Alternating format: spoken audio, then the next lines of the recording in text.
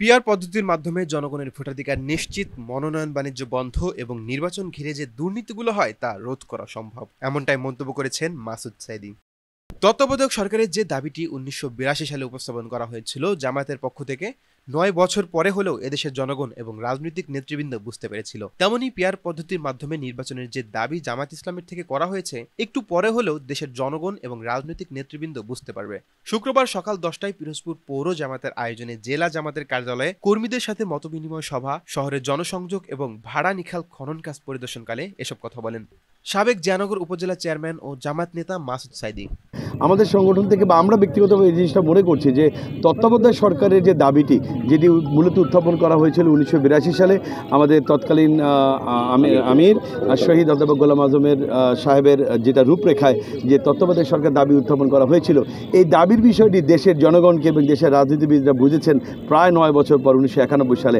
আমরাও এটা মনে করছি যে পিআরের এই দাবিটি যেটা জামাত উত্থাপন করেছে, এটাও দেশের জনগণ বুঝবে, অন্যান্য রাজনৈতিক দলও বুঝবে হয়তো আর কিছুদিন পর। এবং তিনি আরো বলেন, পিআর পদ্ধতির মাধ্যমে সুষ্ঠু, অবাধ এবং নিরপেক্ষ নির্বাচন করা সম্ভব। জনগণের ভোটাধিকার নিশ্চিত, মনোনয়ন বাণিজ্য বন্ধ, টাকার অপব্যবহার এবং নির্বাচনকে ঘিরে যে দুর্নীতিগুলো হয় পিআর পদ্ধতির মাধ্যমেই রোধ করা সম্ভব। সুযোগ নেই বা সমস্যা নিশ্চয়ই হবে না।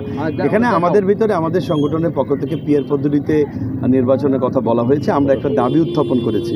দাবি উত্থাপন মানেই তো এই নয় যে এটার ব্যাপারে আমরা একেবারে একরোখা হয়ে বসে আছি। আমরা দাবি উত্থাপন করেছি দেশ এবং জনগণের কল্যাণে। আমরা আমাদের যেই দাবির পেছনে যৌক্তিকতাও তুলে ধরেছি এবং আমাদের সংগঠনের নেতৃবৃন্দ যারা ঐক্যমত্য কমিশনে রেগুলার যাচ্ছেন আমাদের সম্মানিত নায়েবে আমিরের নেতৃত্বে, সেখানে তারা আমাদের পিআর পদ্ধতির ব্যাপারে এই যৌক্তিকতাগুলি তুলে ধরেছেন। আশা করছি বিএনপির ভাইয়েরা, আমাদের বিএনপির সম্মানিত নেতৃবৃন্দ যারা আছেন তারা এই যৌক্তিকতা বুঝতে পারবেন। এটার মাধ্যমে দেশে যে একটি সুষ্ঠু, অবাধ এবং নিরপেক্ষ নির্বাচন সম্ভব, জনগণের যে ভোটের অধিকার তার যথাযোগ্য জায়গা পৌঁছে যাবে এবং মনোনয়ন বাণিজ্য এবং টাকার যে অপপ্রচার হয়, টাকার যে অপব্যবহার হয় এবং দুর্নীতি বা এই সমস্ত বিষয়গুলি থেকে একটি সুন্দর এবং সুষ্ঠু নির্বাচন যে পিআরের মাধ্যমে সম্ভব, এটা আশা করছি আমার বিএনপি নেতৃবৃন্দ এবং দেশের জনগণ বুঝতে পারবে।